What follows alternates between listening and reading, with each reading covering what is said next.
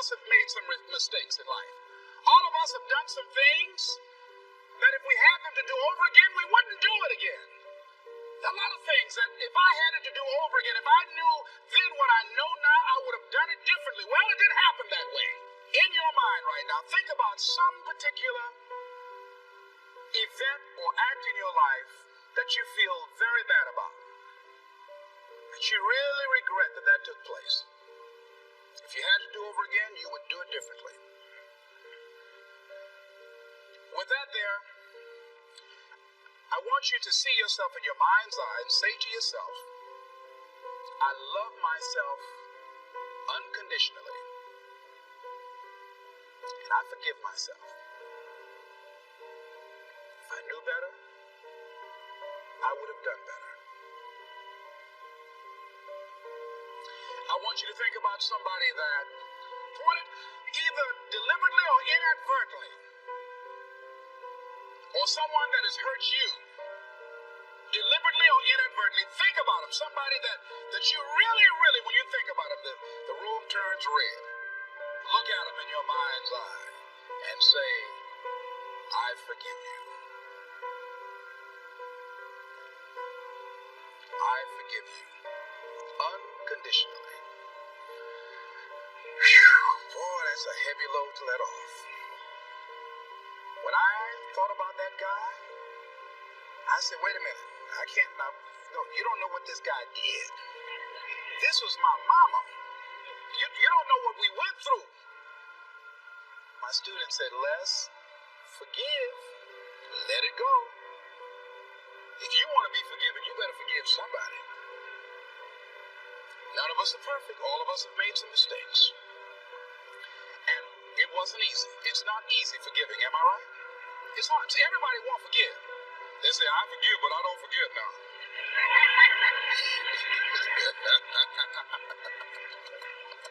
Let it go so you can grow. Let's get a little demonstration here. Throw it up on this side here, right? Demonstrate it like this. Let's go. I throw away negative thoughts. Revenge. Guilt. Anything that's been holding me back. Now with that right hand, let's bring something in. I bring in love. Peace of mind. Good relationships. Whole lot of money. Heard a guy give a lecture one time that says, we are today what we were when. And he was talking about the fact that we, to a great extent, behave, think, react because of some previous experience that we've had. One of the things that we know about life is that it is always changing. Sometimes you're up, sometimes you're down. Sometimes things go real well, and sometimes they don't. Sometimes you're happy, and sometimes you're sad. Now that's that thing called life. And when we begin to understand and know that, accepting that reality that we will never ever have things just on an even keel all the time, that you're going to have some ups and you're going to have some downs, but during those down moments, that's where the growth takes place. That's where the work is. See, anybody can feel good when they have their health, their bills are paid, they have happy relationships, the children are acting normal, business is successful. Anybody can be positive then. Anybody can have a larger vision then. Anybody can have faith under those kinds of circumstances. Am I correct? See, but the real challenge of growth, mentally, emotionally, and spiritually, comes when you get knocked down. Somebody said that adversity introduces a man to himself or a woman. How you handle it, that's where the growth takes place. When I was facing some challenges, I had a guy say something to me, and I suggest this is one of the first things that you want to do when you're facing a challenge. You want to get unstuck. Evaluate where you are. Look at it. Assess yourself. Assess yourself and assess the situation. What brought you there? What role did you play? Earl Nightingale had a saying I like. He said, all of us are self-made, but only the successful will admit it.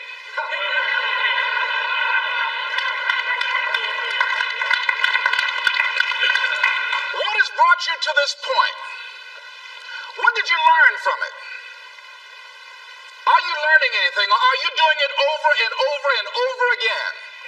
Somebody said that insanity is doing the same thing in the same way, expecting a different outcome. Are you going through it, or are you growing through it? Are you bigger and better because of it? Because it's not going to leave you until you grow through it. I was going through a major challenge in my life that was wearing me out, that was using me. And one of my students told me in a class that I was teaching, Lessons in Truth, she said, Les, until you handle it with grace, it will stay in your face. And it stayed there a long time. The challenges of life. How do we get stuck? A friend of mine went through a divorce. My best friend. He had a wife that did not love him as much as he loved her. It was his first real true love. He was a very religious man. Did not believe in divorce. He made a mistake.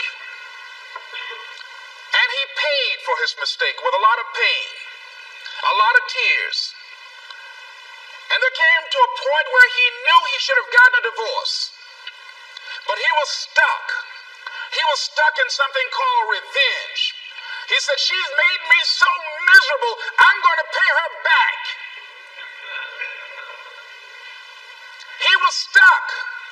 And he stayed in there longer than he should have because it began to attack him. It began to affect him psychologically. And as a result of that, when he eventually did get a divorce, he took that same attitude to other relationships, looking for something to go wrong. He was burned so badly, he did not want to risk pain again. He was going in relationships trying to avoid pain. When it became too close, he would do something to make sure the relationship did not work. He would always try and find something wrong with the person, because there are no perfect people. So if you look for it, you can find it. He was stuck in revenge. Another friend of mine, working on a job, loved the company very much, expected to retire there. And one day they called him in the office, asked him for his badge and identification, called the security man up, walked into his desk, told him he was fired and he had to leave then. He was devastated. And if you came anywhere near him, he will tell you his story, as we all have stories. Even when he got a job, he went on the job telling anybody who would listen how they fired him unjustly. And he always ended with, it wasn't fair. Life isn't fair. Life just is. It's not fair that birds eat worms, and they do. So we can't even deal with what's fair. But he's stuck in the fact that it's not fair. I don't deserve that. They were wrong. I used to be a state legislator in Columbus, Ohio. During the break, we used to go out on the front lawn of the Ohio legislature at the Capitol there and observe people as they came by. There was one particular person that all of us knew. The children, adults, everybody used to pick at him when he came by. We called him Chicken Man. He had a feather in his hat. He had a toy chicken on top of his car that he would drive around the area in downtown, blinking his lights and occasionally blowing his horn. When he got out of his car, he would walk downtown with a baby carriage with two little baby dolls in there and a picture of a woman. And when you say something to him or came near him, you would hear him making the sounds of a chicken. All of us used to laugh at Chicken Man. We didn't know Chicken Man's story. Chicken Man woke up one morning around 3 a.m. and his house was on fire. He panicked and he got out of the window and left quickly, only to get outside to hear his children and his wife screaming for help. He ran back to the door to go in to save them, and the flames were too hot, too awesome. He tried to get in, he couldn't get in. He was desperate, frantic, Pretty soon the cries stopped. They perished in the fire.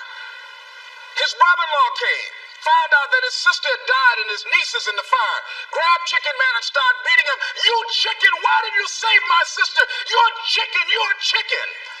When the people pulled him off Chicken Man, they picked him up and said, are you all right? And Chicken Man looked at him and he started making the sounds of a chicken. He never ever overcame that tragedy. He was stuck from that experience. None of us knew why Chicken Man went around with this picture and these little dolls. I remember when I was stuck in anger for a long time, when I made a commitment to my adopted mother that I was going to purchase her a home. I'll never forget the experience of working real hard to get the money for the down payment. Someone had told me of a beautiful home in an exclusive area of Miami. I went to see it, took my mother there, and she said, yes, I want it. It was on the water. We went to the closing. My attorney said, Les, have you had a title search? I said, what's a title search? Well, we just take a couple of days to check it out and make sure there are no liens against the property that you might have to pay if you buy this home. The guy who was there selling me the house, he said, listen, he said, the only reason that I'm selling you this house and selling it at a loss is because I admire the fact that you want to purchase this house for your mother. I have another guy who will give me substantially more money, but I like you.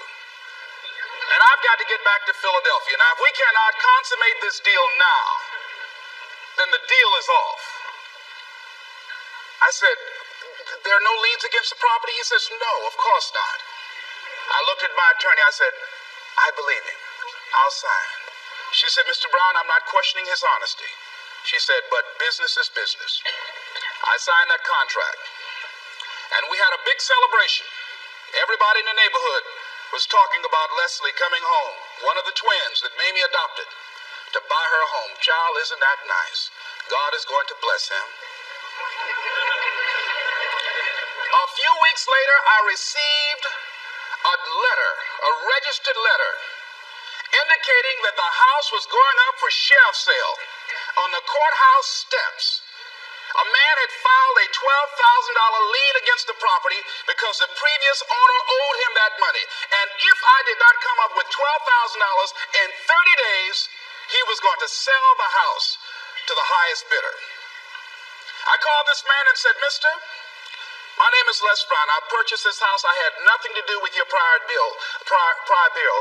He said, that's not my problem. He said, you should have had a title search. I said, can you give me time? I said, my mother is an older lady. She has a bad heart.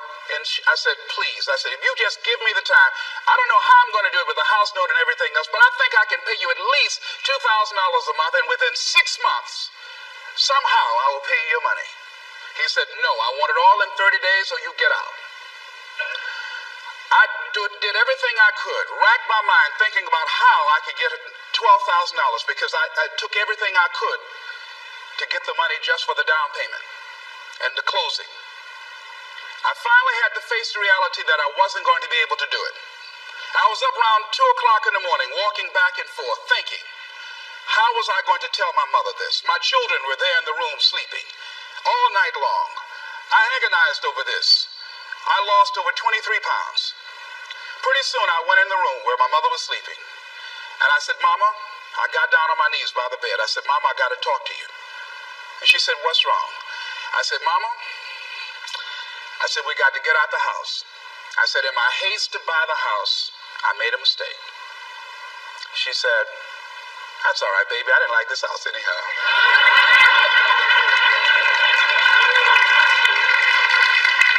I said, Mama, you told me you loved it. I brought our friends out here to see it. She said, you know I have arthritis in my knees, and I don't like going up the steps, but I knew it made you happy. You loved it so much. I said, Mom, I've lost 23 pounds, agonizing over this. Well, we had to pack up and go back to the old house down the street from Northwestern High School in Liberty City. All those neighbors who came out and saw us leave, those neighbors were there as we were coming back. We went in the house, the roaches were playing cards, saying, come on in and take a hand. was wiped out. I was embarrassed and humiliated. Words cannot encompass the symbolism of what I felt. I remember when I was unloading the furniture and I began to cry. My sister came by. You know you didn't have any money to buy no house, Mr. Big Time. Hadn't given me a quarter. You know mama got a bad heart now, y'all. Back where you belong. As I was crying and my head down, taking furniture in, my mama said, hold your head up. I said, Mama, I just feel so bad about this, Mama. She said, hold your head up and dry your tears. You have nothing to be ashamed of. And I did, as we unloaded that furniture in that house. For several weeks, I was numb. I was immobilized with anger. If I had seen that guy, I was thinking about flying to Philadelphia. I had all kind of dreams about him. And I didn't want to hit this guy here. Hitting would have been too good for him. I just wanted to just grab him and just bite him. I just maybe found him. They say, well, we found this guy just chewing on him. Beating would have been too good for him. I'd have just bit him every time he I'd have been like a Doberman pincher. You hear me? God would have said, I thought I made everything, but I don't know where this came from. I was reading a book on forgiveness. And they had a line in there that says, forgive and grow. I had to let that luggage go. You see, your mind is when you go into a service station to get gas, you don't go in there and just start pumping. When you push the lever up, it clears the previous bill. By the same token, if you want to begin to move, you've got to clear your mind of all the unnecessary luggage and baggage that's weighing us down. I couldn't move. I couldn't think about what am I going to do to get out of this situation because I was so concerned about what happened and what he did to me and how bad it was. I was so stuck in that I couldn't even focus on what I should have done. Feeling sorry for myself and angry, none of that was taking me anywhere. So pretty soon I learned through effort, made a conscious, deliberate, determined effort. I had to let it go. I had to forgive it. Let it go and begin to focus on developing myself. And I say to you, you're going to have people to do things to you. Things are going to happen to you. And the most important thing to do is to harness your will and let it go. And move so you can grow. So you can get on with your life. It doesn't matter about what happens to you. What matters is, what are you going to do about it? What are you going to do now, Les? How long are you going to tell everybody at the bus stop and anybody who would stand and listen to you? How long are you going to repeat the same thing over and over and over and over and over again? How many times do we have to hear that? Don't go around telling people what your story is. Everybody has a story. 80% don't care and 20% glad it's you.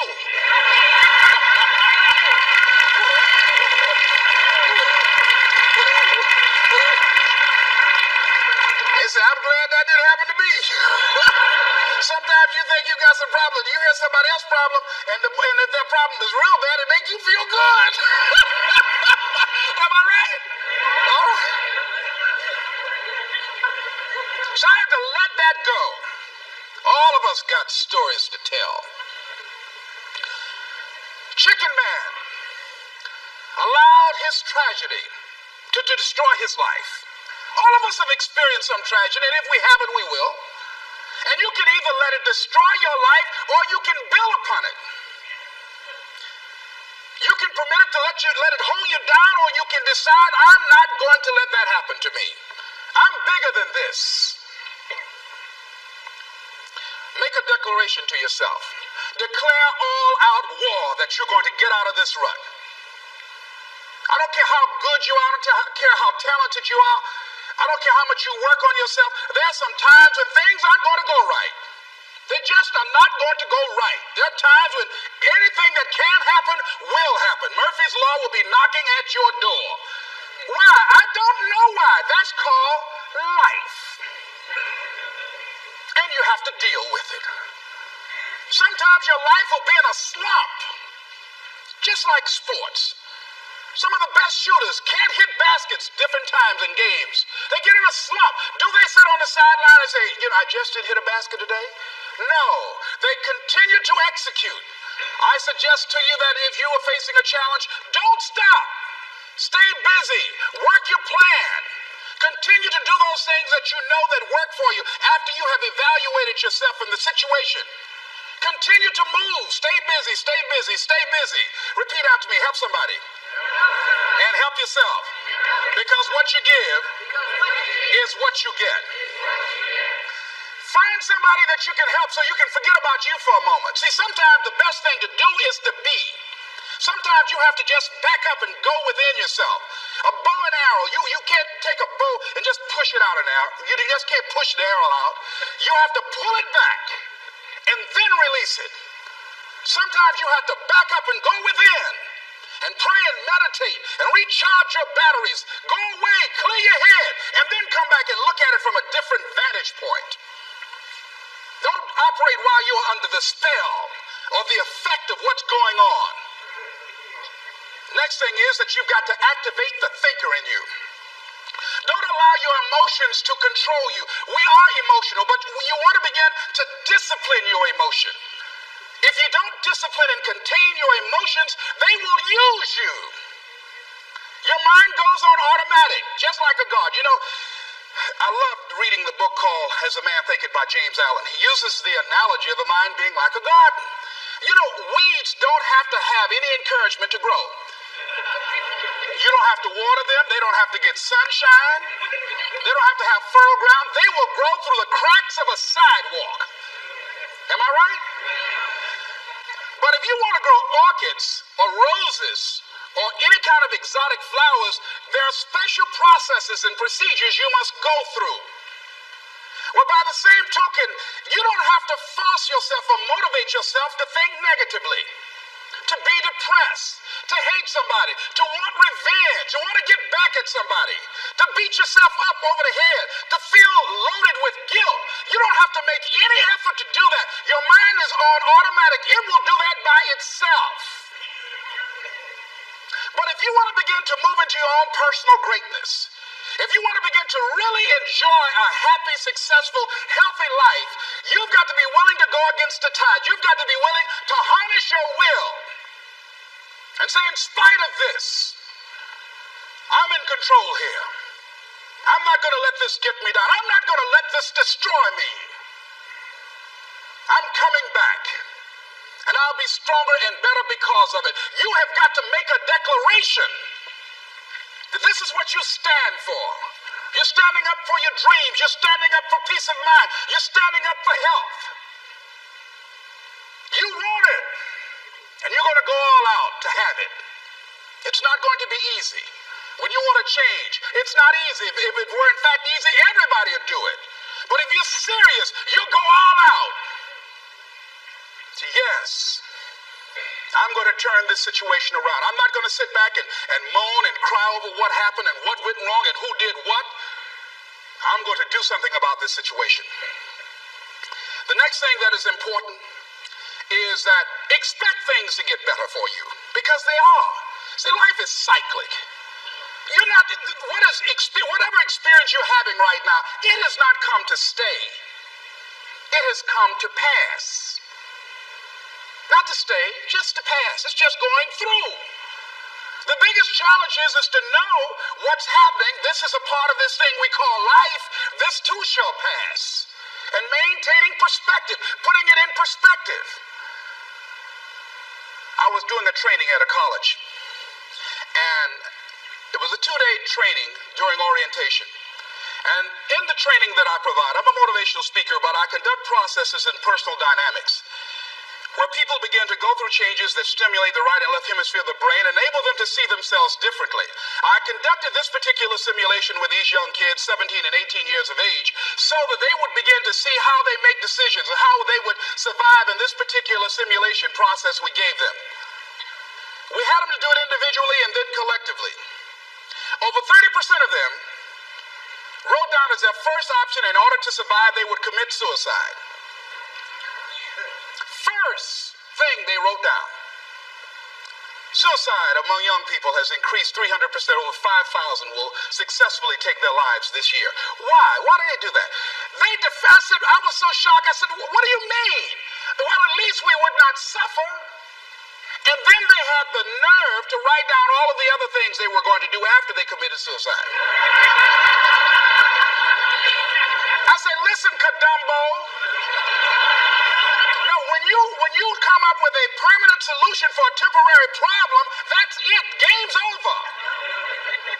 That's it. You're not going to do anything. Anybody wrote suicide at the top, you can put your pencil down. See, a lot of us, because of our limited vision of ourselves, a lot of us who begin to focus on problems and enable them to overwhelm us, we begin to think that we have no options. We begin to believe that there's no way out. Repeat after me, there's always a way. Where there's a will, there's a way. Shake somebody's hand on your right or left and say, I'm unstoppable.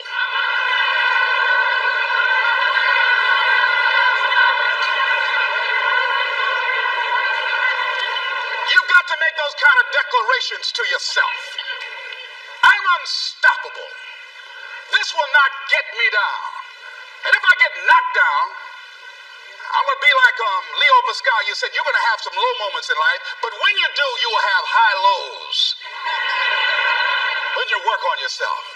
What are some of those things that you can do during this period of time? Go for walks. Do some things for you. Just go for a stroll so you can engage in some reflective thinking on life, on yourself, looking and enjoying the universe, smelling the roses along the way. Listen to upbeat music, music that inspires you. I have oldie but goodies. I have strategies that I engage in to recharge my batteries. I'm preparing for that because I know things are going to happen that I cannot anticipate. A very good friend of mine died the other day. I had a program for myself. I have books that I read that inspire me, tapes that I listen to that fire me up. Because you're going to have sometimes low moments when you won't want to get out of bed. You just want to stay there. At times you won't want to come out the house. At times you'll be feeling bad and don't know why. What's wrong? I don't know. Just leave me alone. Why did that happen? I don't know. It's called life.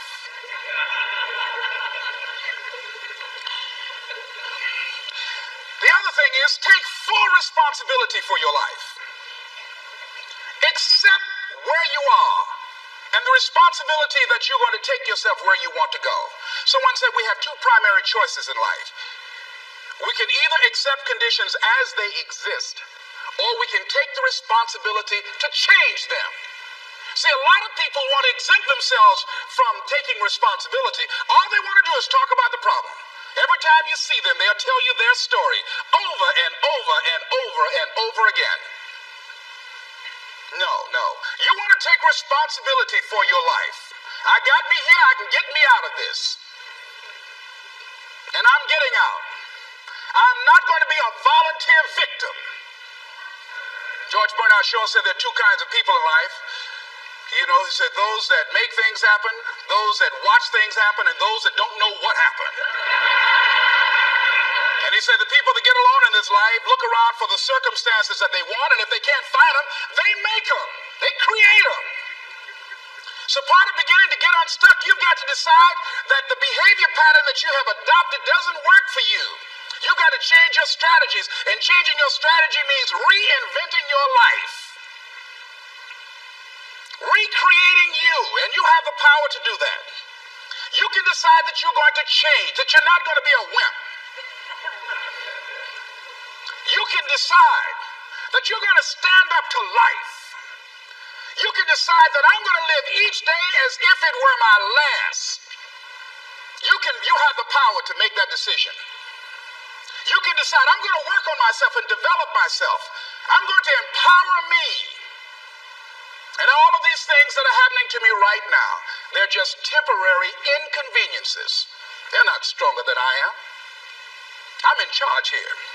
Next thing is separate what you do from who you are.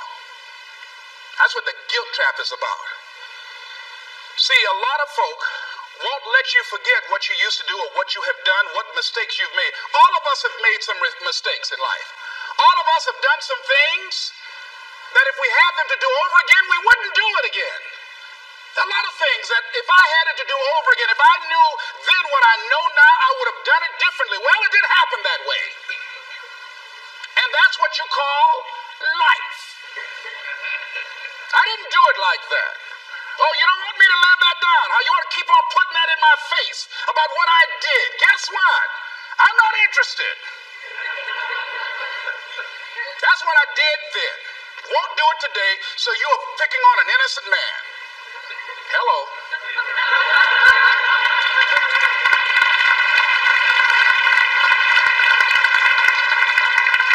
So as you're in the process of reinventing your life, write a description of the kind of person that you want to be. What are the things that you must overcome? What qualities about your personality you know that you're going to have to change because those particular characteristics are liabilities to you? What are your assets? What are your strong points? Look at and evaluating yourself to make that determination. Other thing is that in order to get out of a rut, we need some coaching. Find some trusted critics. People that you know care about you and love you. There's some things that keeps us from growing and getting out of ruts. Number one, we identify with feedback. We take it personal when someone wants to give us some feedback on where we are falling short, tell us about our blind spots. We want to have everything being positive about us. We're not perfect. It hurts. I have a friend who's a trusted critic. I don't like him, but I love him. He doesn't tell me the things I want to hear. He tells me what I need to hear so I can grow. It hurts. It hurts when he put me on the hot seat. I can't stand it. But that's the only way that I can grow. And I'm glad that he loves me enough to risk our friendship to tell me what I need to hear, not what I want to hear. Get a support group, somebody that you can talk to. People who perhaps might have a similar problem. Support groups are very powerful, that you can share some of the challenges that you're going through. And it might be a situation where one person can give you an idea of how they handle that situation and create an opening for you. Begin to stimulate some possibilities in your mind on how you can resolve the problem. We can't grow by ourselves. As I mentioned before, we grow from people and projects.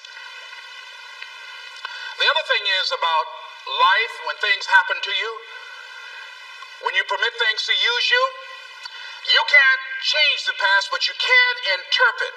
You can reinterpret how you see it. For years, I was going around with a heavy load on my shoulders, feeling bad because I was adopted, doing interviews for adoption agencies and foster homes. And I was on television once, and I told these people in this particular interview that I was giving away my twin brother and I when we were 6 weeks of age. A friend of mine, fortunately, was listening to the program. And she said, Les, like to have lunch with you. And so I went over to see her. She said, when a woman carries a baby for 9 months, feeling that life movement in her, it's automatic and natural for her to learn to love that baby, to expect it to come here when she bears the pain to bring it into the world. Your mother, Mamie Brown, when she came in to adopt you guys, she didn't go through that process. She looked at whoever your biological mother was and said, I'll take her. You weren't given away less. You were chosen with love.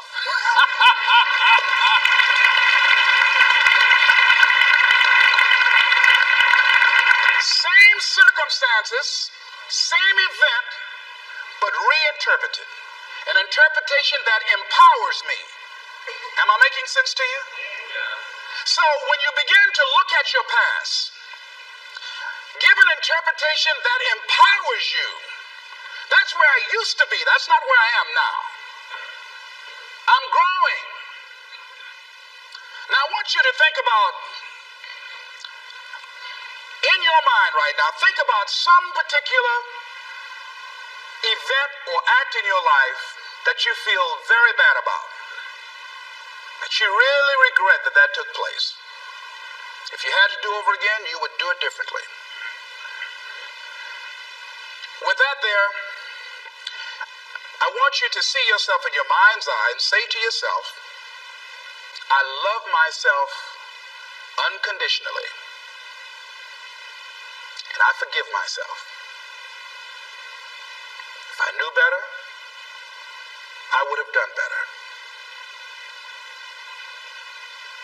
I want you to think about somebody that caused you some pain, caused you some disappointment, somebody that you don't like. Let me tell you something about the mind, how it uses you. Tell you something super stupid that I used to do. Do you know for years I hated my mother and my father, whoever they were, because they gave me away as I thought at that point in time? And guess what? I didn't have any faces for the hatred because I never saw either one of them. And I said, I hate them for that. And then once I forgave them and said, it's okay, had they not given me away, I would have never been blessed to have the mother that I have, who to me is the greatest mother in the world. So the universe unfolds as it should.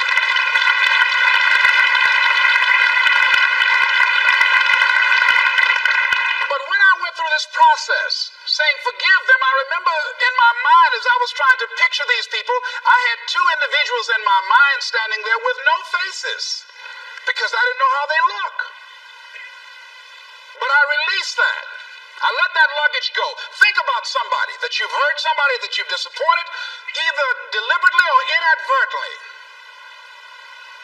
or someone that has hurt you, deliberately or inadvertently. Think about them, somebody that you really, when you think about them, the room turns red. Look at them in your mind's eye and say, I forgive you. I forgive you unconditionally. Whew, boy, that's a heavy load to let off. When I thought about that guy, I said, wait a minute, I can't, no, you don't know what this guy did. This was my mama. You don't know what we went through. My student said, Les, forgive, let it go. If you want to be forgiven, you better forgive somebody. None of us are perfect. All of us have made some mistakes. And it wasn't easy. It's not easy forgiving, am I right? It's hard. See, everybody won't forgive. They say, I forgive, but I don't forget now.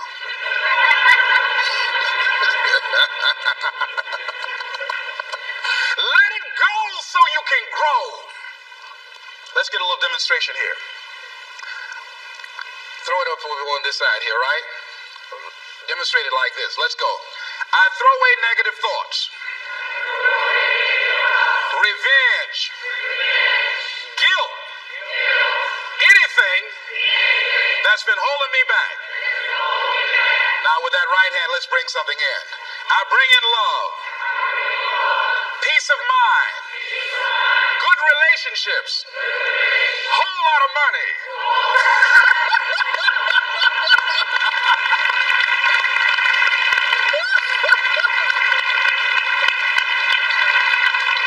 I don't know why people raise their voices when we say whole lot of money. I mean, they get serious too, you know what I mean? And usually people don't use one hand, they use two hands. See? They try to borrow somebody else's hand, you know?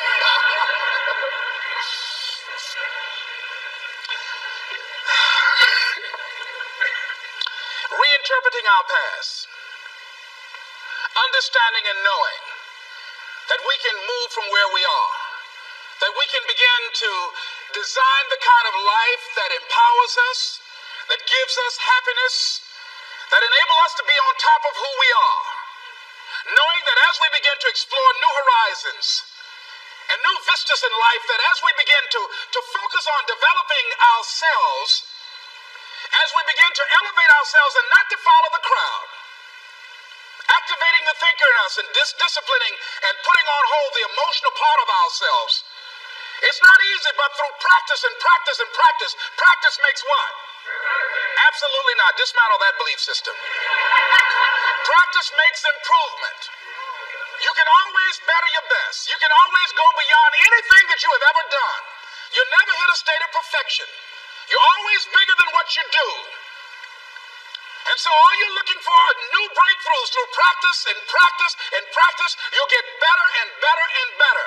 And there's still some things that will happen to you that will catch you on the blind side that you did not anticipate. You'll get knocked down, but you won't be knocked out.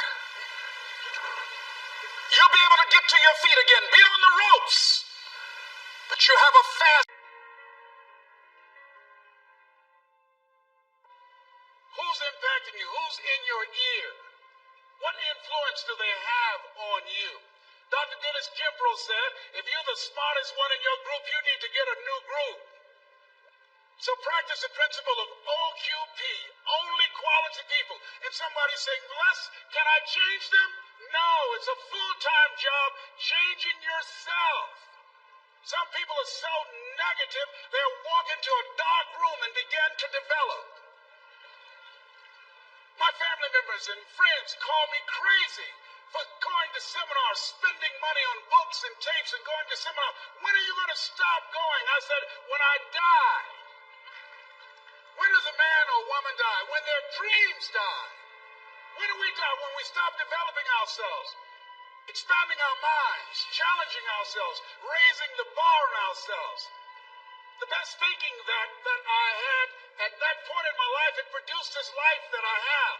I need some help on where Einstein was. He said, the thinking that has brought me this far has created some problems that this thinking can't solve.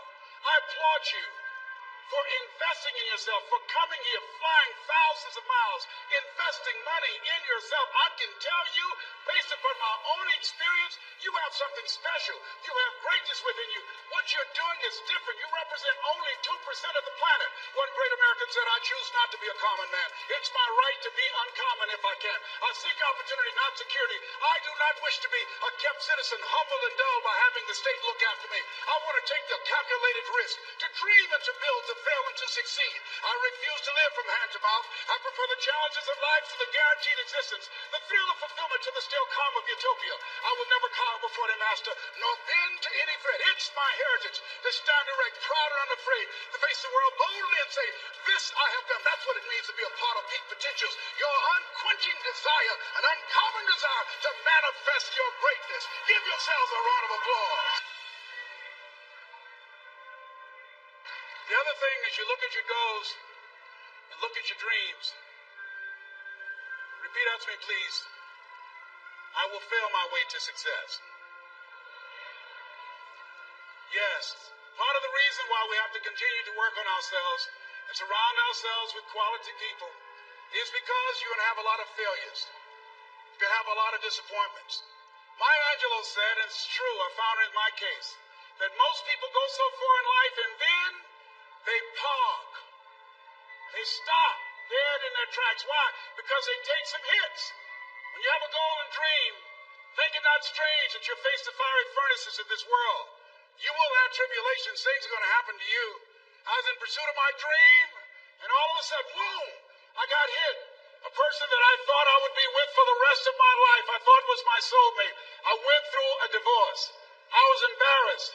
I was humiliated. How can I teach people how to live their dreams? And I wasn't able to make my marriage work. I questioned myself.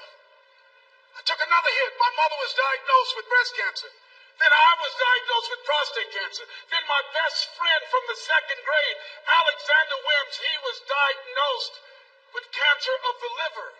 I took a hit, and life staggered me, and I parked. And I didn't turn on my emergency lights because I didn't want to call attention to myself. I didn't want anybody to come and say, hey, do you need a jump? No, I don't need a jump. I'm not out of gas. My battery is not dead. My heart is beating. I'm parked. Leave me be. I'm parked.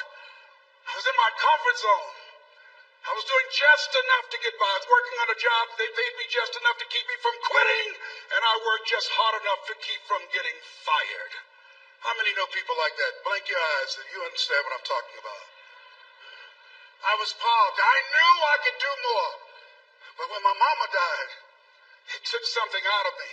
When I went through a divorce, it took something out of me. When my best friend died, it took something out of me.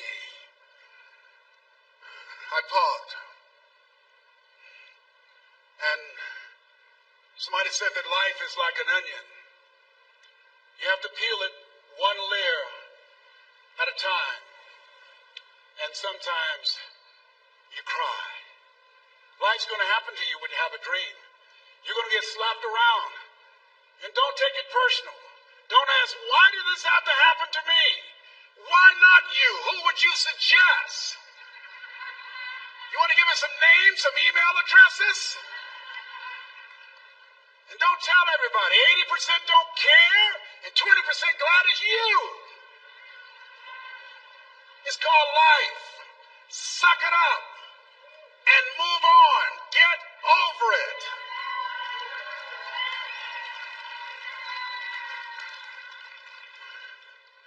It happens to everybody. Here's the other thing as you look at your goals and look at your dreams. When you're going through some stuff, repeat out to me, please. When things go wrong, don't go with them. Yes, write that down. When things go wrong, don't go with them. When you're working on a business deal, you're counting on some money. Someone said you would get the loan, and it falls through. You have an event, and the people that you thought would be there and support you, they don't come through. Or someone turns against you, or you get ripped off. It's going to happen to you. Happened to me. Someone stole all my products. My database, over 180,000 names and addresses. It's not personal. It's going to happen to everybody. It does. 8 out of 10 millionaires have been financially bankrupt. Walt Disney had he filed bankruptcy 7 times and had 2 nervous breakdowns. It's called life. But I got a saying, when life knocks you down, try and land on your back, because if you can look up, you can get up. You've got the power in you to do that. You've got something special. You've got comeback power. Here's the other thing. Let us say together, it's possible. It's necessary. It's me. Yes, write that down. It's me. Take ownership for your life. Nobody can live your dream for you but you. Nobody's going to take care of your business like you. Stop coming up with excuses. Don't give yourself permission to continue to live a small life. You can't fit a big dream into a small life. Give yourself permission to go for it, to test yourself, to challenge yourself, to live full. I like the saying, always strive to get on top in life, because it's the bottom that's overcrowded.